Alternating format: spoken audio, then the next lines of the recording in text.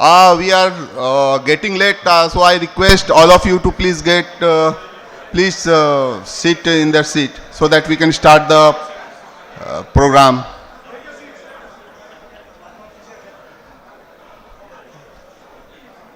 I request once again to all of you to please take their seats.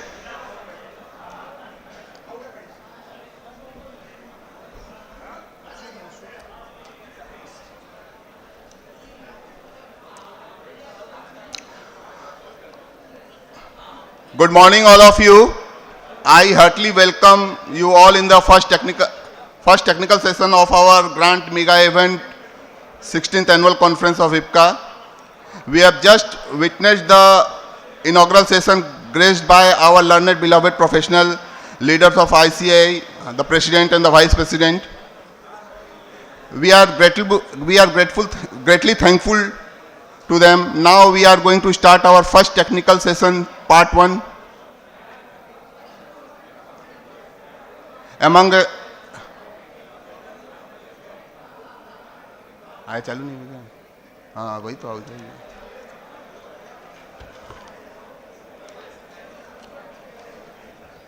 रहा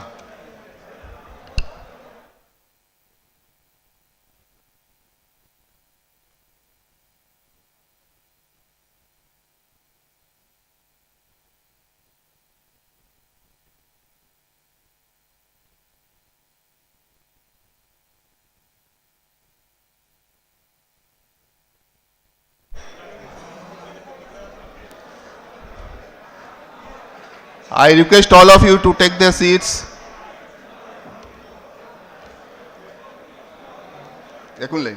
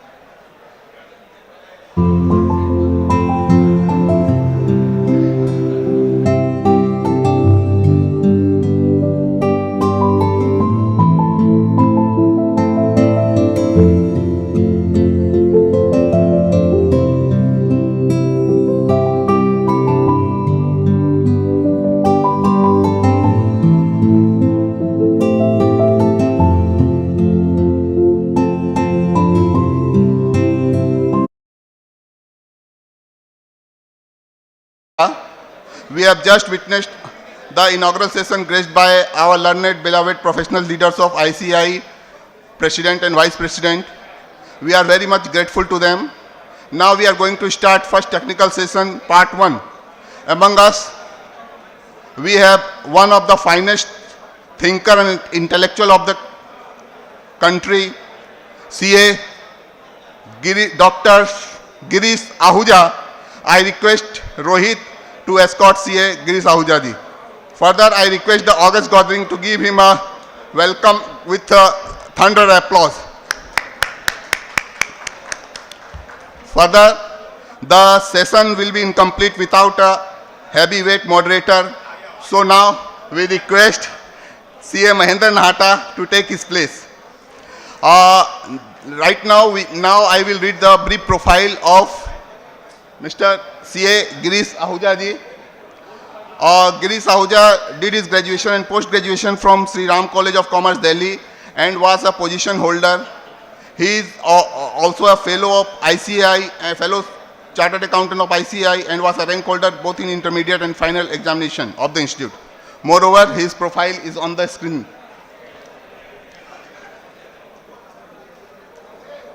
Now I request CA Pradeep Jain ji, Amit, to offer flower bouquet. to CA Girish Ahuja ji.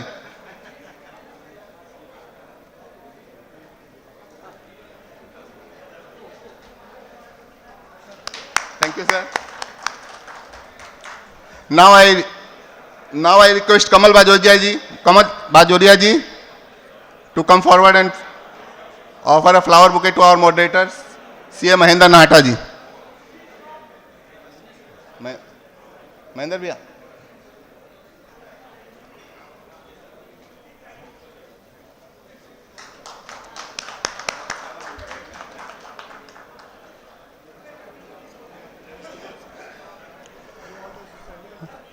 Now all the persons who are standing backward, I request them to take their seat because the session of CA Dr. Girish Ahuja ji will start immediately.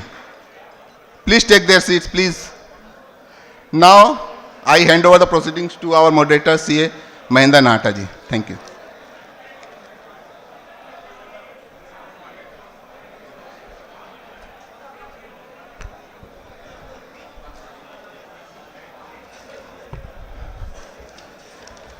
Thank you, Vikas.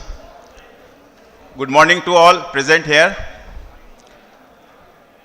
First of all, I would like to thank Dr. Girish Ahuja, our Guruji, for taking the pain of coming all the way from Delhi and graciously agreeing to deliberate on such a pertinent topic, taxation on joint development agreement and real estate transaction. Real estate and infrastructure sector is the growth engine for the development of economy of any country. For development of real estate, model of joint development arrangement has emerged as a popular model wherein the owner of the land and the developer of the project combine their resources and efforts.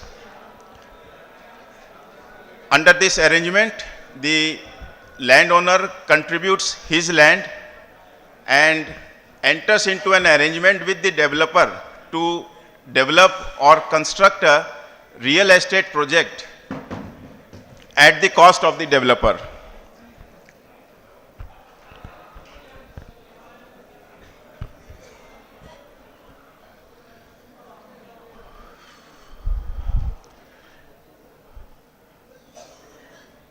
The owner of the land in such an arrangement may get consideration either in lump sum or certain percentage of sales revenue or certain percentage of constructed area in the real estate project depending upon the terms and conditions agreed upon between them.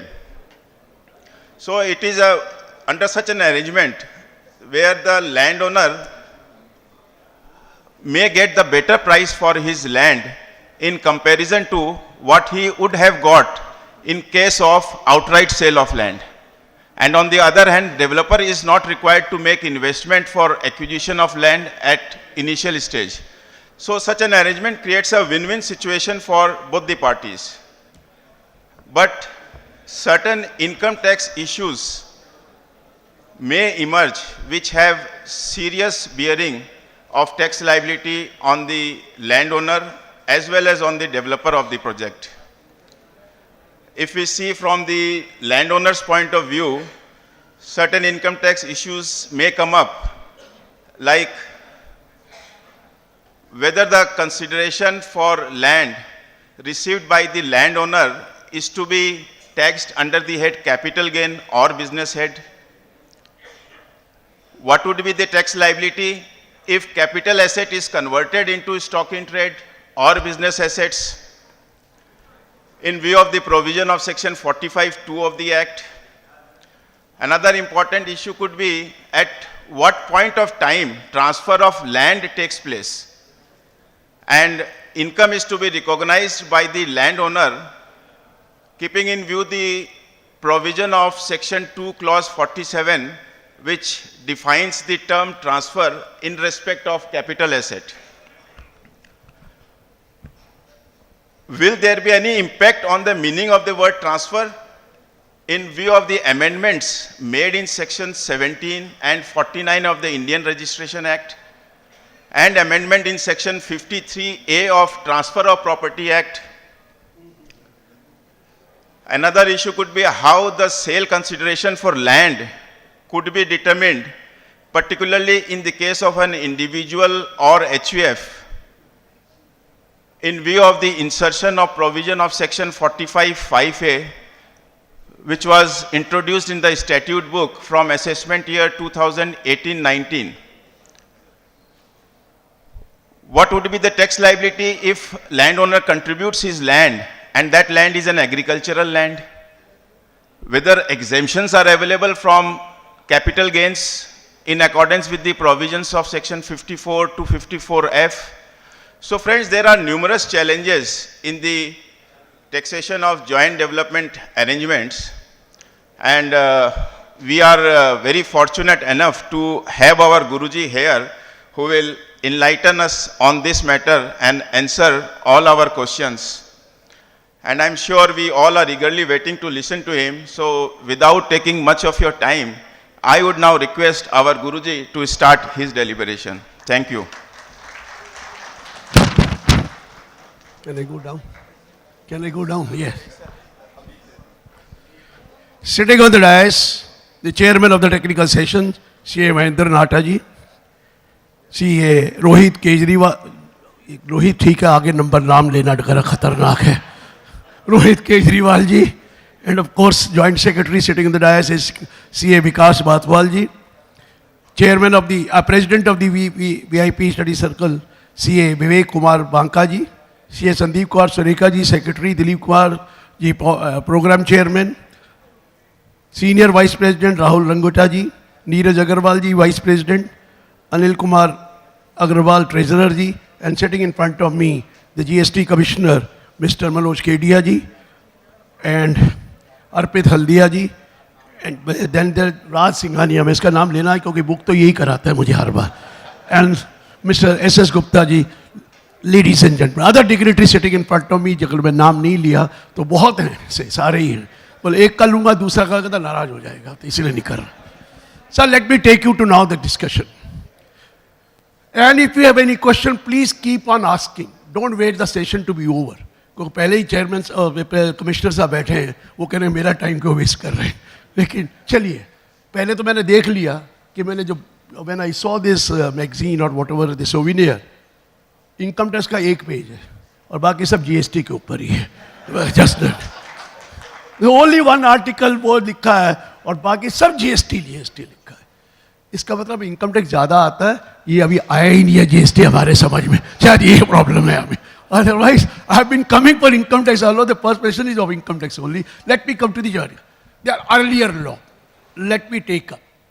We have a section called Section 2, Clause 47B, which says where there is a transfer, where there is a part performance of the contract under Section 53 of the Transfer of Property Act, and possession is handed over against payment or promise to make payment, it is a transfer. ये section already है. Section 2, Clause 47, Clause V. क्या है? Part performance of the contract under Section 53 of the Transfer of Property Act, where possession is handed over against payment or promise to make payment. ये हुआ करता था. And suppose we enter into an agreement with somebody. At that particular time, I was used to say, you enter into an agreement with somebody, and what you have done is, you have handed over the possession to him. There is an agreement to sell or there is no agreement to sell. But handed over the possession against payment or promise to make payment, it was treated as transfer. And capital gain will arise only in the year in which this transfer take place. यही होता था. हम क्या करते थे? Suppose we have a 1,000 square yard of land. I have entered into an agreement with somebody that he will construct 4 flats on that. Let's take it simpler. 4 flats of that. 1 flat I will give it to him, plus of course some money he will take, and the balance 3 flat I will retain. यही होता था sir पहले. Used to happen this. हम क्या करा करते थे? Capital gain has to arise today. Building बनने में तो टाइम लगेगा.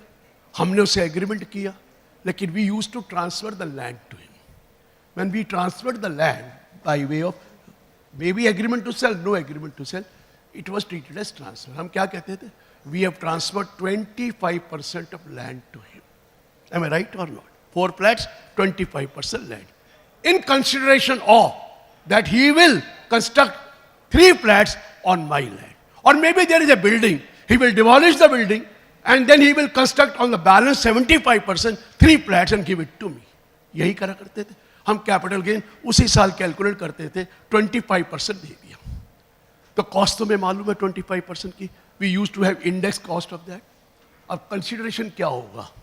हम कंसिडरेशन ले तो अभी तो बिल्डिंग बनी नहीं है, 3 फ्लैट्स बनेंगे तो वो कंसिडरेशन तो फ्यूचर में आएगा. लेकिन हम ऐसा नहीं करते थे. हम stamp duty value of 25% land की ले लेते थे, स्टैम्प ड्यूटी वैल्यू. और हम कहते थे कैपिटल गेन हो गया, क्योंकि he is going to give me 3 flats and he is not going to give me more than what is the applied. तो हम stamp duty value minus index cost करके कैपिटल गेन टैक्स दे देते थे. And then we use to take the benefit of 54 also if it is a building which is demolished, or we used to take the benefit of 54F if there was a land. यही करा करते थे. और ये judgement बहुत है. एक उल्टी जजमेंट भी थी कि हमने उसको लैंड पोजेशन में नहीं दी. We did not give him any land handed over. We have entered into an agreement that the possession of land remains with me. I will allow this man to enter into my premises only for the purpose of construction. And once the construction is completed, I will hand over 1 flat to him. आप समझ रहे हैं? उस वक्त हमने land नहीं दी, तो capital gain कब लगेगा? जब मैं उसको 1 फ्लैट हैंड ओवर करूंगा. एम आई राइट? ये आत्म प्रकाश जी जजमेंट है, कई जजमेंट है, लेकिन मोस्टली हम पोजेशन वो मानता ही नहीं था बिल्डर कि जब तक पोजेशन नहीं दोगे मैं आपका कंस्ट्रक्शन नहीं करूँगा. यही चल रहा था सर. लेकिन प्रॉब्लम क्या आई? एक Punjab and Haryana high court की जजमेंट आई, लेकिन हमने उसको बॉदर नहीं किया. Then ultimately judgement of supreme court Balbir Singh Maini की. बलबीर सिंह मैनी ने कहा, जो नाटा जी ने मेंशन किया, कि बलबीर सिंह मैनी ने कहा, look here, although there is a section 2 clause 47B which says part performance of the contract under 53 of the Transfer of Property Act, लेकिन रुकिए, सेक्शन 17 जो आपने बोला और 49 of the Indian registration act 1908 कहता है ट्रांसफर तब मानी जाएगी जब एग्रीमेंट टू सेल रजिस्टर्ड होगा. जब एग्रीमेंट टू सेल रजिस्टर्ड होना है, और हम कभी रजिस्टर्ड करते नहीं थे और वो करवाते भी नहीं थे. सो द क्वेश्चन केम कि transfer will take, although there is section 2 clause 47B, लेकिन ट्रांसफर तब माना जाएगा जब एग्रीमेंट टू सेल रजिस्टर्ड है और आपने पोजीशन हैंड ओवर करिए. वेदर पेमेंट रिसीव्ड और नॉट, कई जगह लिखा payment should have been received, नहीं तो नहीं भी हो तो चलेगा. ठीक है सर. ये नया लॉ आया. Balbir Singh Maini, please look here, there must be an agreement to sale which is registered, then only when your possession is handed over. Registry नहीं भी कराई, हम उसको ट्रांसफर मान लेंगे. ये मान लें. उसके बाद रंजीता कौर की भी जजमेंट आई सुप्रीम कोर्ट की कि तब ट्रांसफर माना जाए. उसके साथ एक और प्रॉब्लम आ गई, section 2 clause 9 of the Benami property act. Benami property act में भी एक्सप्लेनेशन में लिख दिया that if you are transferring a building, तो अगर ये 4 कंडीशन सेटिस्फाई नहीं करेंगे तो बेनामी ट्रांजेक्शन मानी जाएगी. There must be an agreement which must be registered, payment must have been received, but you have not got it registry नहीं कराई, बाकी एग्रीमेंट टू सेल रजिस्टर्ड कर रखा है. और अब तो कई स्टेटों में even if you get the agreement to sale registered, उसमें स्टैम्प ड्यूटी काफ़ी लगती है. हमारे दिल्ली में तो 4% उस पर लग जाती है और बाकी बैलेंस 2% बाद में जब रजिस्ट्री होती है. तो इसलिए बेनामी ट्रांजैक्शन मानी जाएगी. जितने भी पावर ऑफ अटर्नी क्या करते थे, हमारे यहाँ तो यही सही था, पावर अटर्नी करा, वो सब के सब खत्म है. Because now it is a बेनामी transaction. You have to have agreement to sell, and that agreement to sell must be registered, and then possession is handed over. The registration done or not, we will treat it as transfer. ये clear हो गया. आपको बेनामी law को भी देखना है, section 2(9) की एक्सप्लेनेशन, और आपको रंजीता कौर और इसका भी देखना है. अब प्रॉब्लम आया, हमने पोजेशन दे दिया, लेकिन कई लोग ऐसे भी तो हैं, मकान मिलेगा लेकिन पहले तो कैपिटल गेन अराइज होता था इन द ईयर ऑफ ट्रांसफर। पैसे तो है नहीं, टैक्स कहां से दूं? अगर मैंने 54F नहीं लेना तो मेरे पास तो पैसे नहीं है। हाउ विल आई पे tax? And that's why section 45(5)(a) was introduced.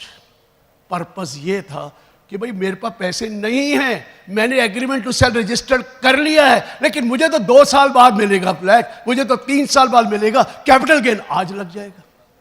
हम गए, हमने मेंशन किया, वहां पर डिपार्टमेंट में बहुत करते रहते हैं। अभी देखो 2 चीजें तो ठीक करा दी, ट्रस्ट वाली आपने नोटिस किया, क्योंकि आया प्रॉब्लम आई थी, सब ने, किसी ने 10B भर दिया, किसी ने 10BB भर दिया, तो पता ही नहीं था कि भरना है कि BB भरना है। मैं गया, मैंने कहा ये क्या हो गया है, सब गलत कर गए। मैंने कहा एक प्रॉमिस उन्होंने कर दी कि जिन्होंने 10B भरा है और भरना था 10BB, हम मान जाएंगे, क्योंकि उसमें तो और इंफॉर्मेशन है, there are more information in 10B other than 10BB। लेकिन उल्टा गलत है। मैं रिक्वेस्ट करिए, फर्स्ट ईयर है, इसको कंडोन करना पड़ेगा, because many people are not aware कि 10B 10BB क्या मुसीबत कर दी चैरिटेबल ट्रस्ट का, इतना बुरा हाल। सर्कुलर देख लिया, बेनिफिट कर दिया कि you have been given one more opportunity now by 31 March, rectify file.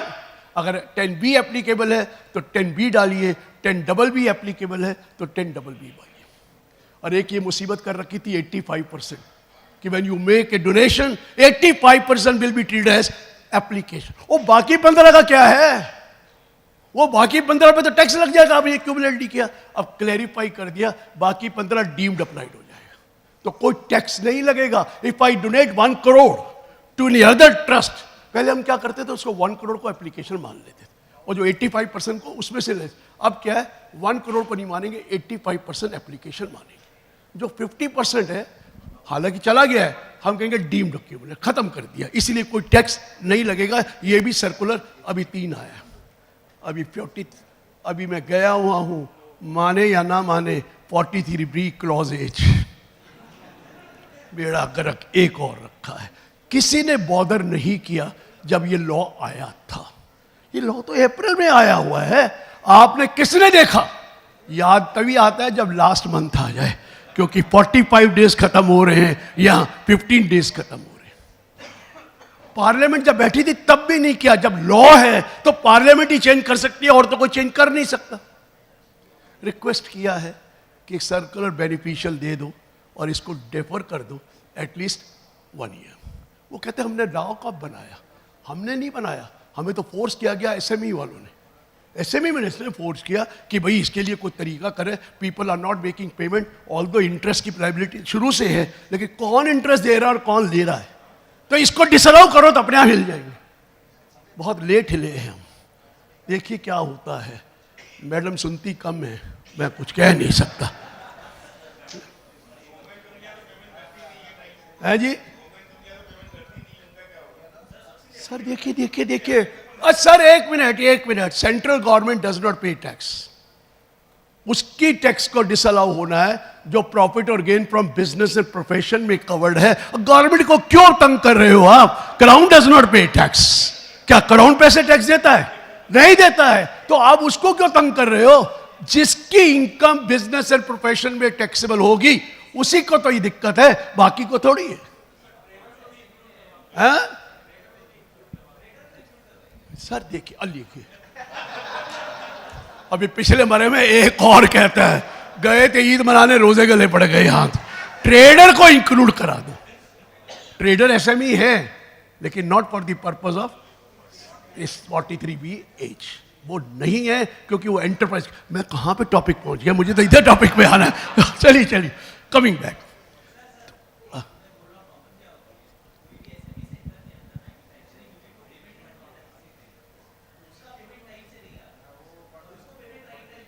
देखिए, मुझे नहीं पता, जो बायर है उसके बारे में कोई लिखा नहीं है। Buyer can be anybody, individual, HUA firm, company, trader, non trader. वो buyer is a different thing.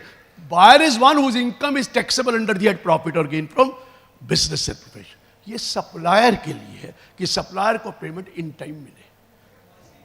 और देखिए हॉलिस्टिक, हम CA जो है ना, अपनी जान पे आफत ले लेते हैं। वो नोटिस हमें देता है, हम उससे कर लेते हैं, वो अपना मजा कर रहा है। जिसको लड़ना वो लड़े ना, हमें क्यों लड़ना है भाई? Why are we fighting for this? अबे उसको लड़ना एसएमई वाले को, या उसको लड़ना जो बायर है, लेकिन हमारा इंटरेस्ट हमारे क्लाइंट के लिए, और क्लाइंट हमारा है ही नहीं। क्लाइंट हमारा नहीं है सर, मान लो नहीं है। मैं पहले भी कह चुका हूं, 9 नवंबर था जब मोदी जी ने कहा था मित्रों डिमोनेटाइजेशन हो रहा है, हुआ था 8 नवंबर, 9 को शुरू हुआ था सर, 8 नवंबर 12 बजे बाद हुआ था। नेक्स्ट डे मेरा ऑफिस भरा हुआ था। कोई कहता 10 लाख, कोई कहता 20 है, कोई कहता 50 है, 1 है, 10 है, 100 करोड़ है। फिर मैंने कहा यार, जब फीस मांगते कहते देने को कुछ है ही नहीं, जहर खाने के पैसे नहीं है, ये जहर खाते हैं ये। तो सर ये कभी नहीं बताते, जब तक एनुअल इंफॉर्मेशन स्टेटमेंट नहीं आई तब तक आपको पता था उनके पास क्या है। अरे वो शेयर की ट्रेडिंग कर रहा है 10 करोड़ की, मुझे कहता मेरा तो अकाउंट ही नहीं है, मुझे तो पता ही नहीं मैंने शेयर करे। तो मैंने कहा ये क्या है? वो बेटे ने खोल दिया होगा। मैं व्हाट डू यू मीन भाई बेटे ने खोल दिया? कितने बैंक अकाउंट उनके पकड़े गए था? तो क्लाइंट कुछ बताता है? ये है प्रॉब्लम है सर, हम क्लाइंट के लिए मरते हैं और वो हमें कुछ नहीं कहते। मेरा तो वीडियो भी वायरल हो रहा है, देख लिया ना वो वीडियो जो वो बेवकूफ ने पूछ लिया गया कहां, वो अपना विज्ञान भवन में, कि सर चेक इशू कर देंगे, वो जमा नहीं कराएगा। क्या कर रहे हो यार? चेक जमा करा के वो फोटो लगा के रख लेगा अपने पास कि मैं 3 महीने बाद जमा करूं। ये पॉसिबल है क्या? और आपका रूल है नेगोशिएबल इंस्ट्रूमेंट एक्ट में, जिस दिन चेक इशू करो उस दिन बैलेंस होना चाहिए, नहीं तो आप चेक इशू भी नहीं कर सकते। I don't understand why we are waiting for it. वो बहस किए जा रहे हैं। मैं कहा सुधर जाओ, नहीं तो मोदी जी सुधार देंगे, बोला मैंने उसमें।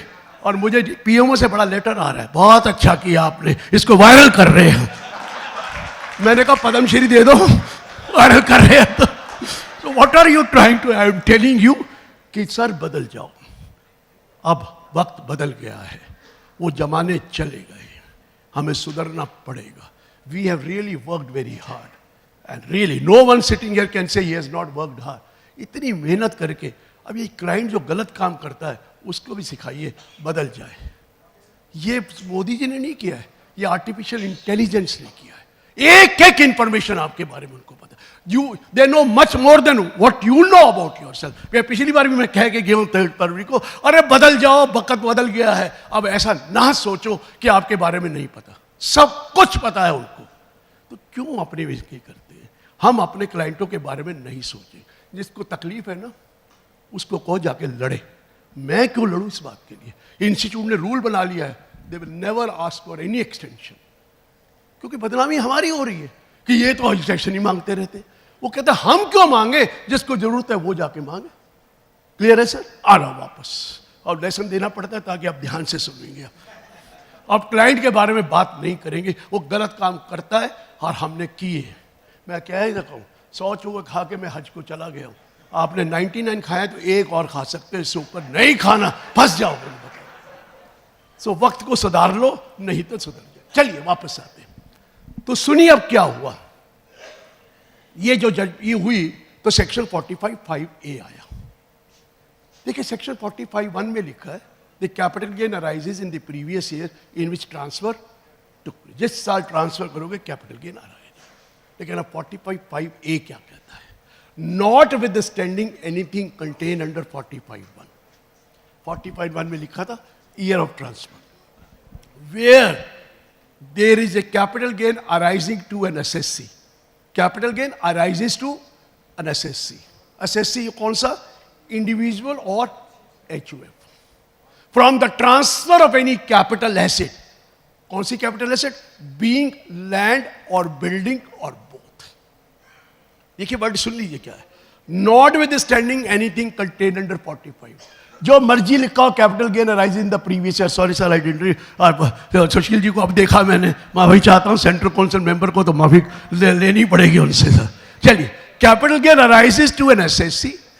कौन सा एसएससी? सिर्फ 2 एसएससी कवर्ड है 45(5) में, इंडिविजुअल और HUF। From the transfer of capital asset being land or building or both. Such capital gain shall be chargeable to income tax in the previous year in which the completion certificate is issued by the competent authority. So ये exception आ गया ना. Capital gain does not arise in the year of transfer. Capital gain will arise in the previous year in which completion certificate is issued by the competent authority. 2 साल भी हो सकते हैं, 3 साल भी हो सकते हैं, 4 साल में भी बिल्डिंग बन सकती है. उस वक्त कैपिटल गेन लगेगा, अभी नहीं लगेगा, अभी नहीं लगेगा. ये ठीक हो गया sir? And for the purpose of computing capital gain. अब कैपिटल गेन निकालना है, कब निकालना है? जिस सर कंप्लीशन सर्टिफिकेट इशू का. यहां मर गए थे ईद मनाने, रोजे गले पड़ गए. क्या कहता है? His share, the stamp duty value of his share of land और बिल्डिंग और both plus the cash in addition to the cash which is paid shall be treated as the consideration price. जरा सुनिए क्या कह रहा है. यहां मर गए. कहता है अब आपने कैपिटल गेन निकालना है. कब निकालना है? जिस साल कंप्लीशन सर्टिफिकेट इशू हुआ. ट्रांसफर कब हुई? जब आपने, अच्छा वो एक भूल गया ना, अंडर ए स्पेसिफाइड एग्रीमेंट. दोबारा बोलता हूं सर, एक लाइन निकल, एक वर्ड निकल गया. Where capital gain arises to an assessee being individual HUF from the transfer of capital gain, from the transfer of capital asset being land or building. उसके बाद एक word है, under a specified agreement. Under a specified agreement shall be chargeable to income tax. ठीक है? तो specified agreement का मतलब है there should be agreement to sell and it must be registered. Yes, yes. You have to have the agreement with the developer. Agreement to sell with the developer. ये project है, ये project का registered होना चाहिए और आपने developer को handover कर दी. क्या दी? लैंड.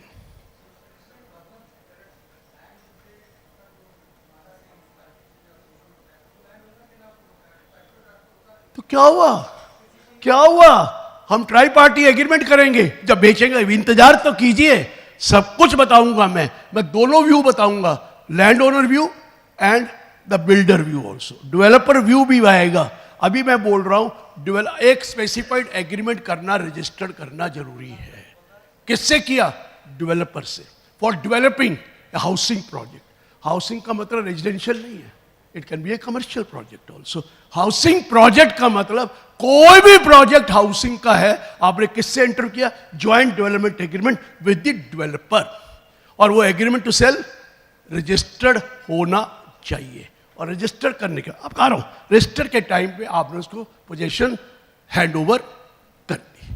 अब बोलिए. डेवलपमेंट एग्रीमेंट हो रहा है, उसमें the developer acquires the right कि he can convey the right to the ultimate buyer. The landowner consent is not required. ऐसा है, उसके पास एग्रीमेंट टू सेल रजिस्टर्ड है, लेकिन लैंड ओनर रिकॉर्ड में वही है. वो उस केस में या तो वो पावर अटॉर्नी देता है, या वो एक ही बात है, या वो ट्राई पार्टी एग्रीमेंट होता है. ट्राई पार्टी एग्रीमेंट नॉर्मली हो रहे हैं कि उसमें लैंड ओनर को भी साइन करता है. जैसे बेचा तो बेच के कौन बेच रहा है? लेट्स से गॉडरेज है, गॉडरेज बेचेगा, लेकिन उसके साथ तीसरी साइन कौन करेगा? लैंड ओनर करेगा. ट्राई पार्टी एग्रीमेंट बोलते हैं. नहीं सर, नहीं हो रहा तो वो भी कोई फर्क नहीं पड़ता, पावर अटॉर्नी लगा देता है. एक ही बात है सर, उसको अलाउ कर दिया गया. सर पहले इंडिविजुअल एचयू पे आएंगे, मैं एक एक जवाब दूंगा. जब तक आप सेटिस्फाई नहीं होंगे यहां से मैं जाऊंगा नहीं. लेकिन मुझे परमिशन कमिश्नर साहब से ले दीजिए, क्योंकि उनका टाइम हो रहा है. आखिर मुझे कोई दिक्कत नहीं है, मुझे एब्सोल्युटली कोई दिक्कत नहीं है. जब तक आप सेटिस्फाइड नहीं होंगे मैं यही हूं. पूरे वो चीजें अलग है. ठीक है सर, क्लियर है? अब सुनिए, एग्रीमेंट टू सेल रजिस्टर्ड करा, लेकिन मैंने उसको क्या कहा था? एक फ्लैट तेरा, या वो कहता है एक फ्लैट मैं रखूंगा और तुम्हें 3 फ्लैट दूंगा, साथ में कुछ पैसे भी दे दूंगा. ऐसे करते हैं ना. कौन कह रहा है? लैंड ओनर को बोल रहा है I will give you 3 flat plus I will give you 1 crore, but I will retain 1 flat. ठीक है सर. मैंने क्या 3 फ्लैट उसको जो नीचे 75% लैंड है बेची? Did I sell it? पहले तो नहीं करते थे, अब कहते हैं नो, 100% लैंड आपने दे दी। अब ध्यान से सुनिए, आपने लैंड 1000 गज की थी या 1 एकड़ थी या 10 एकड़ थी, आपने पूरी लैंड उसको दे दी, मैंने तो बेची नहीं। कहते no, it will be treated as transfer. अब जब आपको मिलेगा तो stamp duty value of that land plus building को कंसीडरेशन प्राइस मानेंगे। आप समझ रहे हैं मैं क्या कह रहा हूं? हम तो बेचना चाहते ही नहीं थे, पहले तो हम कहते थे 25% बेचिए, 25% पे कैपिटल गेन ले लो, ठीक है ना सर। अब कहता हूं नो, आपने 1000 गज का प्लॉट दे दिया, आपने 5 एकड़ का प्लॉट दे दिया, जब एग्रीमेंट टू सेल रजिस्टर्ड का डेवलपमेंट का हो गया, अब आपको क्या मिल रहा है? 32 फ्लैट मिल रहे हैं या 50 फ्लैट मिल रहे हैं या 3 फ्लैट मिल रहे हैं, बात तो एक ही है ना। उसकी स्टैम्प ड्यूटी वैल्यू लो, बिल्डिंग की भी और लैंड की भी।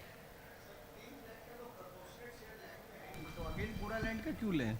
हार यही तो कह रहा हूं। वो कहते हैं नहीं जी आपने 1000 मीटर दे दी, आपने ट्रांसफर कर दी, लेकिन अब आपको मिल रहा है, तो आप करंट स्टैम्प ड्यूटी वैल्यू जब कंप्लीशन सर्टिफिकेट की है उस लैंड की लो और उसके ऊपर स्टैम्प ड्यूटी लो और उसमें कैपिटल गेन निकालो।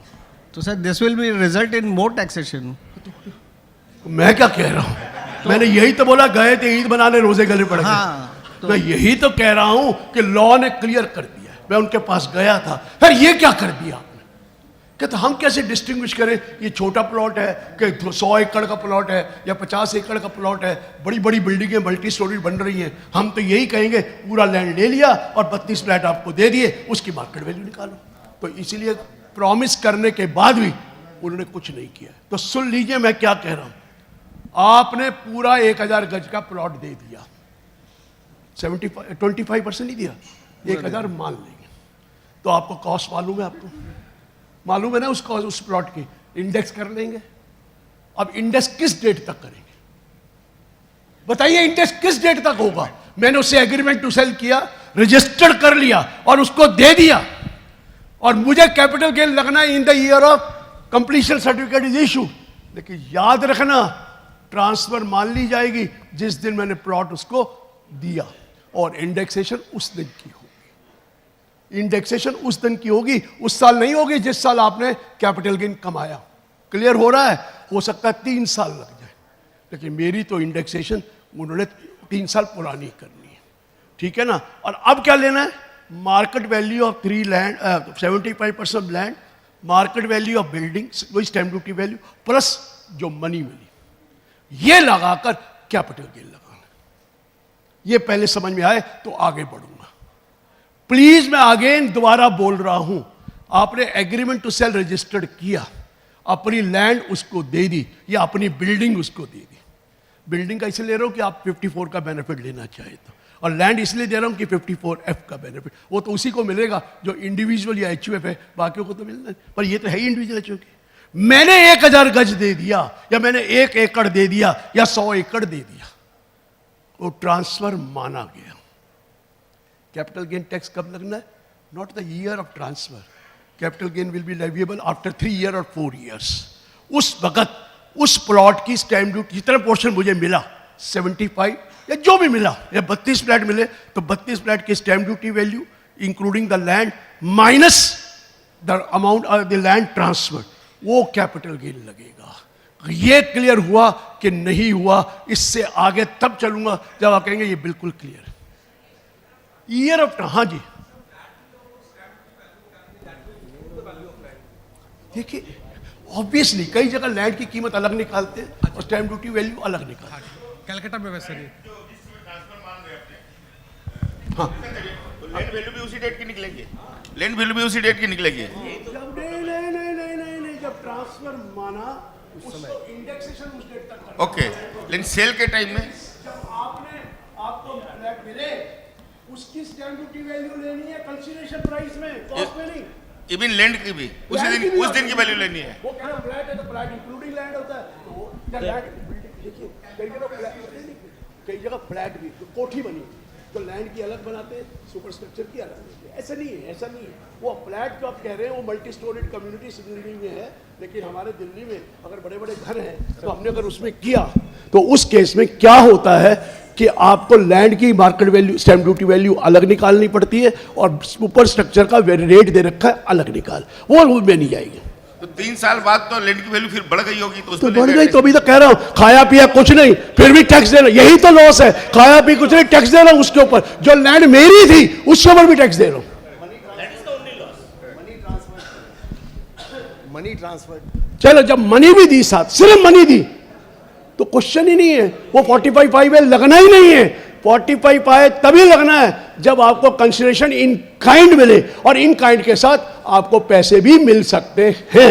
अगर सिर्फ पैसे मिले तो ट्रांसफर तो हो गया जिस वक्त आपने दिया। जिस दिन पैसे दिए और जिस दिन आपने ट्रांसफर किया, अगर आपको मनी मिलना है फ्यूचर और I am not concern, no other thing, then it is not 45(5). 45(5) लगना ही नहीं है, फिर तो आपने ट्रांसफर कर दिया रेड में सेक्शन 2/47V कि आपने एग्रीमेंट टू सेल रजिस्टर करके उसको दे दिया। पैसे लो या ना लो ये आपका मामला है, हमारा नहीं है। हमने आपको टैक्स लगा देना है। हमें फायदा तब दिया है जब आपको एसेट इन काइंड मिलनी है और प्लस मनी भी मिल सकती है, मिल सकती है। मिले बोलो तो जोड़ दो, नहीं मिले तो। और एक और बात है, अगर मनी मिली होगी शुरू में ही एडवांस, तो 194C में 10% TDS भी काटा होगा देने वाले ने। प्लीज सुन तो लो सर, आप ये इतना जंप मत करो। जब मुझे 1 करोड़ रुपए एडवांस मिला, टैक्स तो अभी नहीं लगना। टैक्स कब लगना है? 3 साल 4 साल बाद। इस साल बिल्डर जो डेवलपर है वो TDS काटेगा 10%, कट गया, लेकिन वो मेरा 1 करोड़ रुपया इनकम नहीं है, मेरी इनकम है ही नहीं। इनकम कब होगी? 3 साल बाद। तो मैं ये TDS को कैरी फॉरवर्ड करूंगा और जिस साल मैं इनकम दिखाऊंगा उस साल उसके ऊपर मुझे क्रेडिट मिल जाएगा। नहीं, कई बार रिफंडेबल डिपॉजिट होता है। सिक्योरिटी डिपॉजिट में TDS नहीं, अच्छा मेरे पे लगा दो ये बार और कुछ हो? सर अभी एक डील हैदराबाद में हुई इसीलिए सर आप दो चीजों को मिक्स कर रहे हैं। एडवांस जो होता है नॉन रिफंडेबल है तो TDS होता है, जब रिफंडेबल नहीं है तो इनकम कहां से? कभी भी नहीं होनी वो, that will never be an income. जो एडवांस दिया जाता है that will be adjusted toward the consideration, then only it is the TDS। 194C यही तो कहता है 10% TDS कटेगा, लेकिन क्रेडिट नहीं मिलेगा। क्रेडिट कब मिलेगा? जिस दिन आपको टैक्स लगाना है उस वक्त उसका 10% जो कटा हुआ है वो TDS लेस कर लेना। Sir with due respect her level के मेरे को क्यों रिस्पेक्ट कर रहे हो डिपार्टमेंट को? उन्होंने TDS काट लिया, इसलिए मैं बोल रहा हूँ। किस पे? रिफंड पे? देखिए आप कभी इनकम दिखाएंगे उसको? अब सीसी उसी नहीं, विल यू शो इट अगर इनकम? तो जब तक 199 सेक्शन कहता है you will get the credit only in the year in which it is shown as an income, तो वो क्यों काटा ये मेरा लेना देना नहीं है। लॉ ये कहता है आपको इनकम तब मानी जाएगी जिस दिन आपका क्रेडिट मिला है। IA नहीं 194 IC 1A नहीं IC 10% deduction by the developer at the time of making payment to you, but credit will be allowed only in the previous year in which the completion certificate is issued. चलिए चलिए बोलिए, जल्दी बोलो sir. Sir 194(1)(c) जो आप बता रहे हैं, that is only applicable to individual and HUF or कोई? Sir, it is applicable when you are covered under 45(5)(a). When you are covered under 45(5)(a), ये लायल 45(5)(a) के लिए है। And basically if the landlord बाकी चीजें बाद में बताऊंगा, पहले 45(5)(a) डिस्कस कर लेते हैं। जब 45(5)(a) नहीं लगेगा तो बातें करेंगे। क्लियर है सर? क्लियर है सर? तो 45(5)(a) कर रहा हूं। Sir, in the year of chargeability, oh sorry, मेरे को क्यों दे दिया? say if the stamp duty value is more than the fair market value, sir, if section provision of बड़ा subsection क्लियर लिखा हुआ है 50C में, 50C फेयर रेट का वैल्यू स्टैम्प ड्यूटी वैल्यू। बाकी जगह फेयर मार्केट वैल्यू अलग है। For the purpose of land और बिल्डिंग और both the fair market value treated as stamp duty value, that's all. बाकी जो फेयर मार्केट वैल्यू लिखा है, लेकिन ये लिख दिया है it is a stamp duty value. So 45(5) नहीं। should be read in conjunction with 50C. Everything is, देखिए देखिए देखिए देखिए देखिए, आप 50C क्या कर रहे हैं?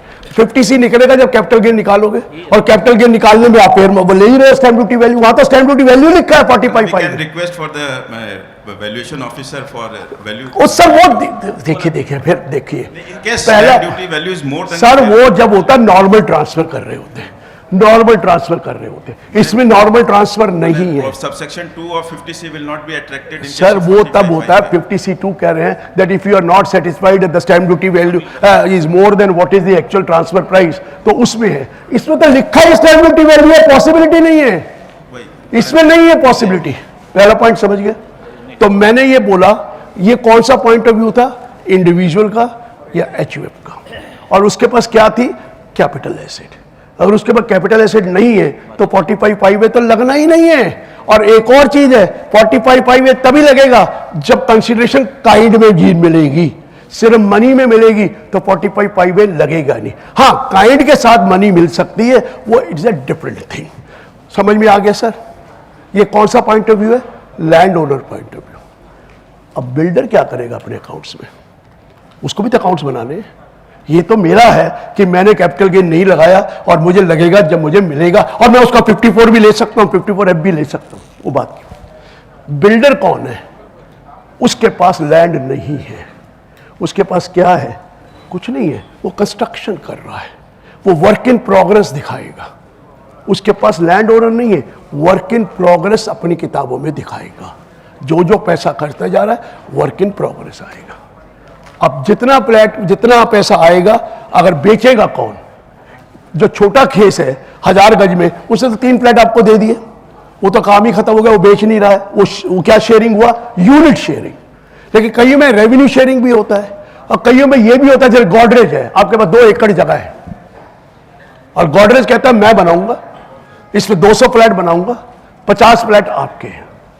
आप या तो 50 फ्लैट ले लो, या मार्केट भी मैं कर दूंगा, मैं ही बेचूंगा, और जो आएगा मैं आपको उसका प्रॉफिट, उसका सारा टोटल अमाउंट दे दूंगा। या फिर टोटल 200 फ्लैट बेचेंगे और रेवेन्यू शेयरिंग कर लेंगे।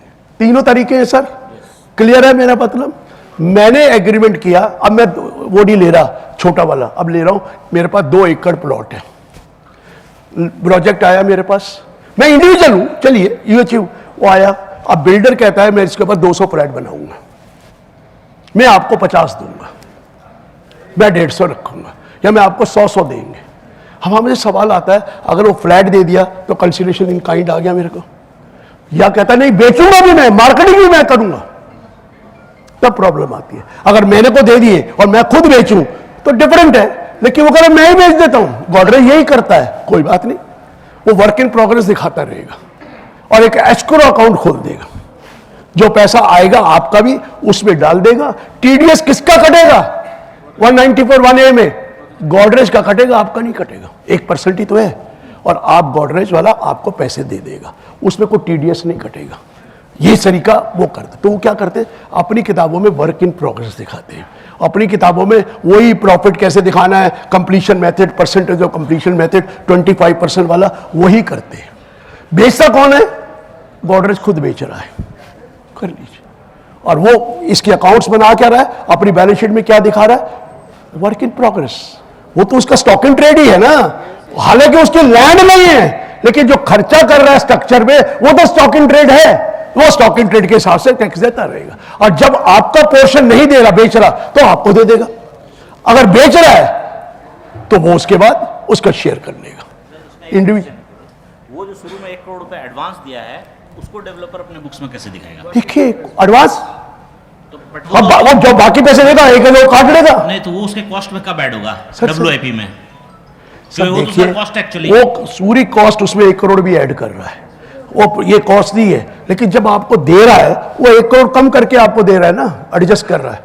जब आप शुरू में एडवांस उसने पेड कर दिया, हर एडवांस पे करके वर्क इन प्रोग्रेस में डाल देगा कि मेरे वर्किंग के लिए can be taken as a work in progress. Yes yes yes, उसके बाद वो आपको इतने शेयर दे देगा, किस तरीके से, बेच कर देगा या क्वांटिटी दे देगा। अगर क्वांटिटी देगा तो जिस दिन एग्रीमेंट टू सेल, वो जो कंप्लीशन सर्टिफिकेट मिला है, उस दिन आप स्टैम्प ड्यूटी वैल्यू निकाल के अपना कैपिटल गेन निकाल लो, वो अपने में डेबिट कर देगा। पॉइंट क्लियर है, खाली मैं एडवांस का ट्रीटमेंट पूछा। डिपेंड करता है कौन बेच रहा है। अगर मैं बेच रहा हूं ना तो फिर नहीं, फिर वो इसको नहीं, वो एडवांस ही मानेगा, फिर तो एडवांस ही मानेगा। अगर मैं मतलब लैंड ओनर नहीं लैंड ओनर नहीं, सपोज बॉर्डर फिर तो पार्ट ऑफ कॉस्ट हो गई कि उसको पता है कि टोटल कॉस्ट मेरी आनी है और मैंने फिर शेयर करनी है, फिर वो लेस कर देगा। अगर आपको ये कहने का मतलब है 1 करोड़ जो मैंने दिया अल्टीमेटली टुवर्ड्स क्या दिया, कंसीडरेशन लैंड, तो मैंने उसको कॉस्ट में डाल दिया और जितने फ्लैट आए मैंने उसको डाल दिया, खत्म हो गई। ऐसा तो हो सकता है, अकाउंटेंसी की बात कर रहा हूं मैं, उसको एडवांस दिखाऊंगा तो बाद में एडजस्ट कब करूंगा, जिस दिन फ्लैट दूंगा। बात तो एक है, फिर वर्क इन प्रोग्रेस में आ गया, उसमें आ गया, बात क्या है, मैंने एडवांस दिखाया, अल्टीमेटली फ्लैट आपको दे रहा हूं, तो उस वक्त मैं इसको जोड़ूंगा नहीं जोड़ूंगा अपने ऊपर, अपने कॉस्ट तो है ही। कॉस्ट है इसलिए। तो मेरा पॉइंट ये अब आया, आप इंडिविजुअल एचयूएफ नहीं है, आप भी कंपनी है, आप भी फर्म है और आपने डेवलपमेंट, मैं लैंड ओनर हूं और वो डेवलपर है। अब मैं सवाल पूछूंगा, मेरी वो एसेट क्या है? अगर कैपिटल एसेट है तो एडवाइजेबल ये है उसको स्टॉक एंड ट्रेड में कन्वर्ट कर लो। सेक्शन 45(2) क्या कहता है? क्या कहता है? Where a capital asset is converted into stock and trade, it is a transfer. Sorry, word क्या है? Capital asset is converted into stock and trade or treated as stock and trade. It is treated as transfer. But capital gain will not arise in the year of transfer. It will arise in the previous year in which converted asset is sold or otherwise transferred. मैं partnership firm हूं, मेरे पास land पड़ी है 2 एकड़ और capital asset है। अब मैं एग्रीमेंट कर रहा हूं आपसे, गुप्ता जी से, कि भाई ये डेवलपर है कि भैया आपने बिल्डिंग बनाओ, बनाइए। अब पॉइंट ये है, मेरा कैपिटल एसेट है, जिस दिन ये कंप्लीट होगा मेरे को टैक्स लग जाएगा, लेकिन हो सकता है फ्लैट बेचने में टाइम लगे क्योंकि सारा तो एकदम बिकता नहीं है। तो सबसे बढ़िया क्या है, मैं इसको कन्वर्ट कर लेता हूं। आप पूछ रहे थे क्या कन्वर्ट किया? स्टॉक इन ट्रेड में ट्रांसफर माना गया, पर क्या कैपिटल गेन लगेगा? नहीं लगेगा। सब कर सकते, सब कर सकते, पर इंडिविजुअल एचओ को तो हमने पोस्टपोन कर ही दिया है ना। और इंडिविजुअल एचओ अगर कमर्शियल काम कर रहा है तो करिए, अगर इंडिविजुअल एचओ सिर्फ अपने लिए ले रहा है वापस, फिर उसको क्या जरूरत है उसको स्टॉक इन ट्रेड में कन्वर्ट करने के लिए? सर एक पेक्युलर सिचुएशन है, उनके पास बड़ी लैंड थी, बहुत बड़ा प्रोजेक्ट्स बना और काफी फ्लैट्स तो कर लीजिए, मना कौन कर रहा है? सीसी मिल गया और उनका पोर्शन ऑफ फ्लैट्स मिल गया, बट उन्होंने माल बेचा नहीं, बट टैक्स लायबिलिटी इतनी फिर बड़ी हो गई है, 45(5) में क्यों आ रहे हैं? 45(5) तो कहता है there is a capital gain arises and it will be taxable in the year of. अब इसमें तो कैपिटल गेन अराइज नहीं होगा, आप 45(2) में कर लो। सीसी मिल गया, मतलब है सीसी मिल गया लेकिन वो फ्लैट बेच नहीं पा रहे, बेचे उनको 200 नहीं फ्लैट है, मिला सपोज। तो और बट इतनी बड़ी tax sir liability sir sir sir sir sir wait a minute, आप अगर ये काम कर रहे हैं जो कमर्शियल वेंचर है तो उसके केस में उसको कैपिटल एसेट रखना ठीक नहीं है। आप बात को समझिए। मैं जब कह रहा था 3 फ्लैट में अपने लिए ले रहा हूं तो उसमें मैं 54 या 54F का बेनिफिट लेने जा रहा था। ये मेरा एक कमर्शियल प्रोपोजिशन है, समझ रहे हैं? जब मेरा कमर्शियल प्रोपोजिशन में तो बेस्ट है कि मैं उसको स्टॉक इन ट्रेड कन्वर्ट कर लूं। बहुत इंपॉर्टेंट। अब मैं आपसे सवाल पूछता हूं, कैसे करोगे स्टॉक इन ट्रेड कन्वर्ट? तो बताओ ना, अपनी किताबों में बताओ। You are a soul, you are individual. Guruji, we have time constraint, sir. Please finish your deliberation first, then we will ask your sir questions. Inherited property है, Please finish. Point ये है कि एक ही आदमी ज्यादा सवाल पूछ रहा है। इसीलिए विनोद सर आप मेरे पास बाहर आके जितना मर्जी पूछ लेना, कोई कंसल्टेंसी फीस नहीं होती मेरे यहाँ, चिंता नहीं करिए, डोंट वरी। बट हो क्या रहा है कि आप एक चीज में स्टक कर गए हैं, अपने इशू को ला के ना वहीं पे देख रहे हैं। जनरल इशू लीजिए, फिर अपने इशू को हम बात कर। मैंने क्या कहा कि मैंने क्या किया, स्टॉक इन ट्रेड में कन्वर्ट कर लिया, क्योंकि मेरे पास लैंड ज्यादा है, 1 एकड़ है, 2 एकड़ है, 3 एकड़, में 45(5) में जाना नहीं चाहता। ठीक है, कैपिटल एसेट को स्टॉक इन ट्रेड कैसे कन्वर्ट करते हैं किताबों में? कैसे करेंगे? सिंपली बुक एंट्री से। कच में कोई एंट्री नहीं है मेरे हिसाब से। तो अगर आपकी किताबों में ऑलरेडी है तो एसेट है, नीचे स्टॉक इन ट्रेड कर दीजिए, खत्म हो गया। उसको कन्वर्टेड नहीं कहते, ट्रीटेड एज कन्वर्टेड। लेकिन आजकल एंट्री करनी पड़ती है क्योंकि टैली सिस्टम है, वहां तो ये अलाउड नहीं होगा। पहले जब हम बुक बनाते थे उसमें तो ऊपर से नीचे कर देते थे, लेकिन अब कन्वर्ट, अब उसको आपको एंट्री करनी पड़ेगी, stock in trade to capital asset. जब बाहर से लाते हैं इंडिविजुअल तो उसको कहते हैं कन्वर्टेड। जो ऑलरेडी के बैलेंस शीट में है उसको कहते हैं treated as stock in trade. Clear हुआ सर? बाहर से लाना और उसको ट्रीट करना। मैंने ट्रीट कर लिया capital stock in trade, will I be liable to pay tax? No. When will I be liable to pay tax? In the year in which the asset is stock in trade is sold. अगर मैंने सारे के सारे इकट्ठे बेचे तो capital gain उस साल हो जाएगा, तो कोई मना नहीं करेगा। लेकिन मैंने 20% बेचे तो 20% पे टैक्स लगेगा, 80% पे तो लगना नहीं है। 80% कब लगेगा? जब मैं आगे बेचूंगा। जब टैक्स लगेगा तो दो तरह के टैक्स लगेंगे, एक business income sale price minus market value as on the date of conversion, और दूसरा capital gain market value minus the index cost at the date of conversion. Clear है सर? तो वो प्रोपोर्शनेट टैक्स लग सकता है। अगर आपको लगता है कि मेरे सारा स्टॉक बिकना नहीं है तो उसको स्टॉक इन ट्रेड में कन्वर्ट कर लो या ट्रीट कर लो, और फिर आप चलाते रहो। जब जब बिकेगा तब तो एक फ्लैट बिका, एक का कैपिटल गेन और बिजनेस इनकम दे दो, दो बिका तो दो बेच दो, चार है तो चार बेच दो। This is which angle? Land owner angle. वो तो बेच ही रहा है, उसके लिए तो वही है कैपिटल गेन, वो बिजनेस इनकम, वो अपनी बिजनेस इनकम दिखाएगा जब भी फ्लैट बेचेगा। Are you getting my point?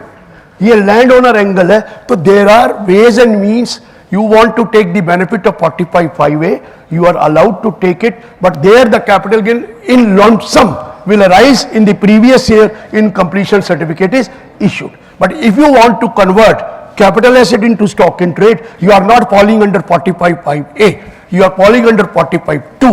Then no problem. Enter into a development agreement and wait till the flats are sold. जैसे जैसे बिकते रहेंगे तैसे तैसे हम दो टैक्स दे देंगे, एक बिजनेस इनकम और एक कैपिटल गेन। क्लियर है? एक बिजनेस इनकम और एक कैपिटल गेन हम उस तरह ही देंगे। ये मेन इशू है। 45(5)(a) का इशू अलग है और 45(2) का अलग इशू है। लेकिन एक चीज और बता दूं, याद रख लेना, फंस जाओगे। अगर एक बिल्डर है, उसने फ्लैट बनाए बेचने के लिए स्टॉक इन ट्रेड, बाद में फ्लैट बिक नहीं रहे, उसने अपना ऑफिस बना लिया, इसे बोलते conversion of inventory into capital asset. जो पहले नहीं था, पहले था conversion of asset into stock in trade, अब क्या conversion of stock in trade into capital asset. Section 28(6) से लग जाएगा। जिस दिन कन्वर्ट करोगे उस दिन ही बिजनेस इनकम देना पड़ेगा। बेचा कुछ नहीं, पहले स्टॉक इन ट्रेड था, अब ऊपर ले गए क्योंकि अब आपने ऑफिस यूज करना है तो कैपिटल एसेट बना दिया। उसी वक्त आपको उस साल बिजनेस इनकम में टैक्स देना पड़ेगा अंडर 28(6) से। एकदम टैक्स लग जाएगा year of conversion into a capital asset. हाँ, उसके ऊपर डेप्रिसिएशन लीजिए, मर गया ना, कमाया तो कुछ है नहीं, उल्टा और टैक्स दे दूं मैं, तो ये याद रखिए वो डीम्ड सोल्ड माना जाएगा। क्लियर है? ये है सेक्शन 28(6)(a). अब मैं, क्योंकि टाइम कम है, अब जो दो चार सवाल है पूछ लीजिए, मेरी कोई गलती नहीं है। प्रेसिडेंट साहब बोले नहीं तो, और हाँ जो स्टॉक के बारे में बोला, लेकिन मैं स्टॉक में नहीं करूं सर। मत करो। एग्रीमेंट में लिख देता हूं, मैं अपने एग्रीमेंट में लिख देता हूं कि you are allowed to enter my land just for the purpose of development and the property in goods will transfer when you will hand over the goods to me. Coming to that point, अब उसमें लिखा provided that the provision of 45(5)(a) will not apply, लिखा है, and normal provision will be applicable. आप एक agreement करते हो, मैं तेरे को दे ही नहीं रहा land, I am not giving land to you, तो कौन सा ट्रांसफर हुआ? मैंने तुम्हें अलाउ किया है तो मेरी बिल्डिंग बना, और जब बन जाएगी तू ले लियो फ्लैट मेरे से। तो उस केस में तो नॉर्मल प्रोविजन है, उस केस में तो उस वक्त चाहिए ना, फिर इसकी जरूरत क्या है? मैं कंपनी की बात बोल रहा हूँ, डेवलपमेंट इंडिविजुअल एचओ की बात नहीं कर रहा हूँ सर। दोनों कंपनी है, दोनों कंपनी है। अब कंपनी को अगर टैक्स देना है तो पहले तो कंपनी की 99% कैपिटल एसेट नहीं होती है, वो स्टॉक इन ट्रेड में माने हो। अगर कैपिटल एसेट है तो मैंने कहा, आपने कहा कि मैं तेरे को अलाउ कर रहा हूं ओनली फॉर द, तो कॉन्ट्रैक्ट में दिया आपने काम, आपने थोड़ा दिया इसको। डेवलपमेंट एग्रीमेंट कहां किया? Where have you done development agreement? You have only said this is my land, you construct, in consideration of that I will give you flat or money।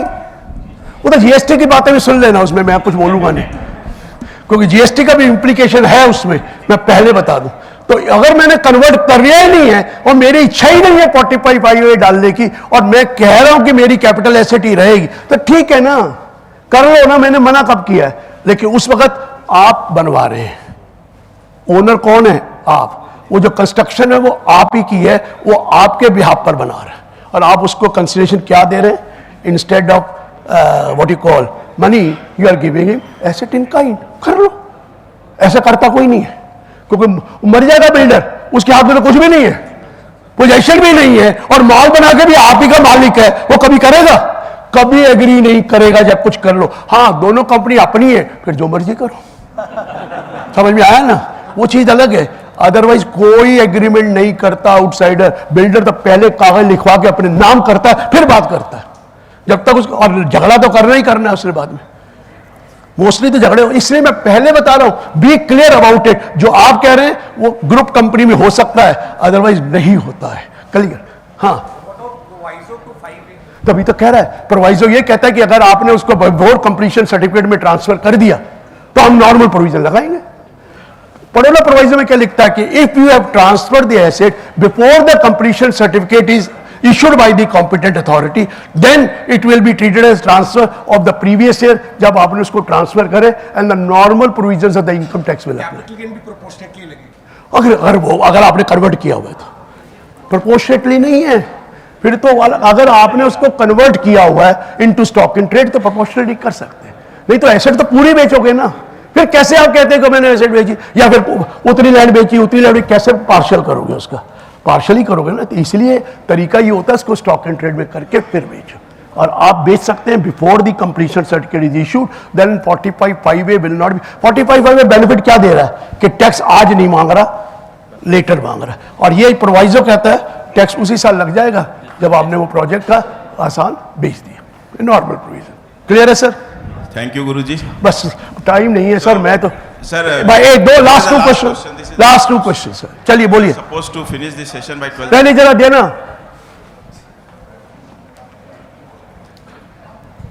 Sir. अभी जो 10B और 10BB का revision वाला जो circular आया, अभी अगर कोई भी उसको रिवाइज करता है या चेंज करता है, उस केस में उसको ओरिजिनल माना जाएगा या यही ओरिजिनल माना जाएगा? नया वो तो सब उसको जो साइट को खोल दिया ना उन्होंने, उस केस में क्या रिटर्न भी रिवाइज करना पड़ेगा? जी नहीं, अगर रिटर्न में कोई दिक्कत नहीं तो रिटर्न रिवाइज थोड़ी होनी है। डेट देनी पड़ती है ना उसमें कि वो सर रिटर्न डेट का आप दे दो, पुरानी रिटर्न ऑलरेडी फाइल, कुछ नहीं है, लेकिन आप फाइल कर सकते हैं 10 में। ये एक कंसेशन दिया गया है because people have filed wrong form, and wrong form करने की वजह से आपको प्रॉब्लम आ रही है। And this will be considered original.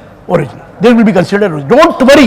आप अगर जो रिटर्न डाल रखी है तो डेट की डिटेल दे दो, कोई, but this has been allowed deemed to be a filed under earlier. उन्होंने यही तो कहा कि माना जाएगा पुरानी डेट का फाइल किया हुआ। चिंता नहीं करिए, revise return substitute the original return, even revise audit will substitute the original audit. Last question. Last sir in case of Godrej के केस में जैसे आप सेल आप वो लोग कर रहे हैं, तो लॉन्ग टर्म कैपिटल गेन कब बुक होगा sir? In case of sir देखिए, आपका लॉन्ग टर्म कैपिटल गेन तो बुक हो चुका है, बन चुका है। जब आपने लैंड दी है एग्रीमेंट टू सेल में, उस दिन ट्रांसफर हो गई, तो वो 2 साल से ज्यादा पुरानी है तो लॉन्ग टर्म है। डेवलपर इज डेवलपर का तो लॉन्ग टर्म कैपिटल गेन होता ही नहीं sir, land owner is the partnership. आपने लैंड कब ट्रांसफर की? जिस दिन एग्रीमेंट टू सेल किया और दे दी, आपका कैपिटल गेन वहीं क्रिस्टलाइज हो गया, बट लगेगा नहीं उसमें। तो आपकी लैंड कितनी सेल तो पता ही नहीं चल रहा ना, तो वो सेल बेच रहा है प्रोपोर्शनल एरिया में। अरे नहीं सर, जरा सुनिए, मैं सॉरी, मैं क्या करे जा रहा हूं। आपने लैंड उसको दे दी, एग्रीमेंट टू सेल में पोजेशन दे दिया सर, आपका ट्रांसफर हो गया। जब ट्रांसफर हो गया तो कैपिटल गेन तो इसी डेट का निकलना है, इंडेक्सेशन तो इसी डेट का करना है, और जब इंडेक्सेशन करेंगे तो हम देखेंगे आपके पास लैंड कितनी पुरानी है। 2 साल से ज्यादा पुरानी है तो लॉन्ग टर्म है, 2 साल से कम पुरानी है तो शॉर्ट टर्म है। इस दिन क्रिस्टलाइज हो गया लॉन्ग है कि शॉर्ट है, पेबल होना है when completion certificate is issue. अरे क्रिस्टलाइज तो हो गया ना, ट्रांसफर तो आज मान ली गई, तो जब मानी उस दिन कितने साल पुरानी लैंड थी? 6 साल 4 हाँ, तो फिर लॉन्ग है, इंडेक्सेशन 6 साल का करेंगे। नहीं वो तो ठीक है सर, लेकिन क्या हो रहा है, एडवांस आता जा रहा है तो एडवांस उससे कोई फर्क नहीं पड़ता, advance is not an income. Capital gain rise in the previous year in which फिर एडवांस आ रहा है, इसका मतलब क्या? एक मिनट, इसका मतलब है कोई एसेट नहीं आ रही, सिर्फ एडवांस आएगा तो ट्रांसफर हो चुका है। सर जी सेशन के बाद अरे से सर, पूछ लीजिएगा सर आपको से। लैंड मिली, इन काइंड एसेट मिली, इन काइंड नहीं मिली तो आप 45(5) में है ही नहीं। अगर इन काइंड नहीं मिली तो 45(5) में है ही नहीं, फिर तो उसी साल लग गया। अरे गोदरेज पैसे लैंड देता है, वापस फ्लैट देता है आपको। फ्लैट नहीं दे रहा, पूरा हम लोग पूरा सेल गोदरेज का। अरे फिर वही मैंने बोला, सेल वो करेगा लेकिन आपके बिहाफ पे कर रहा हूं, तभी तो कह रहा है एस्क्रो अकाउंट खोलेगा और आपको दे देगा, वो चीज अलग है, वो वही है कंप्लीशन सर्टिफिकेट वाला। हर आपको कैश नहीं देता है, आपको काइंड में दिया, लेकिन काइंड लेकर आपने उसको आप कहा मेरे बिहाफ पे भेज दे, है तो काइंड में मिला आपको, लेकिन काइंड में मिलने के बाद आपने कहा मुझे, लास्ट काइंड में मिलने के बाद उसने कहा तू मेरे बिहाफ पे भेज दे। ये दो डिफरेंट ट्रांजेक्शन। बात ये है सर। चलिए sir, thank you very much, मैं कुछ कर नहीं थैंक यू सकता। गुरुजी, थैंक यू। चलिए, thank you.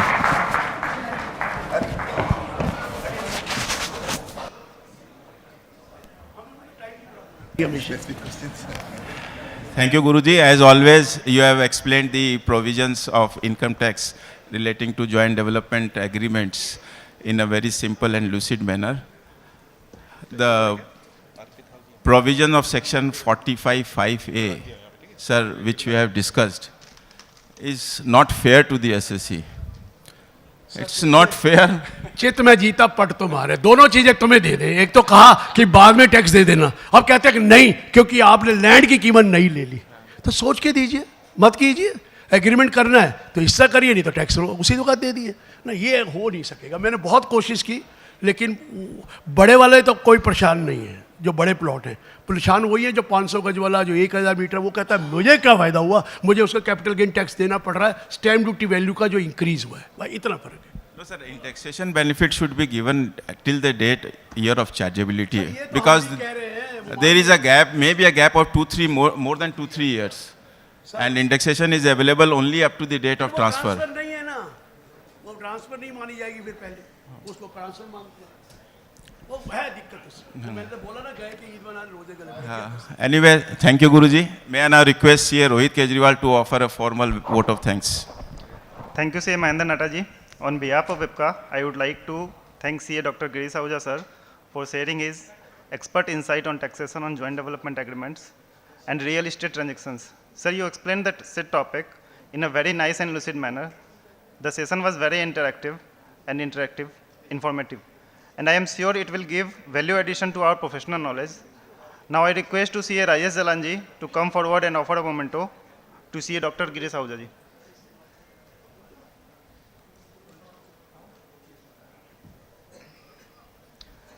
Please give a big round of applause.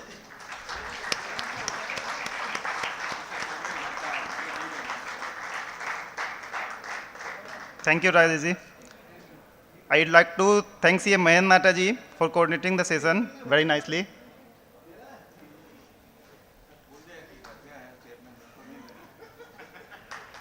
The next session on indirect tax is going to start very shortly. Thank you.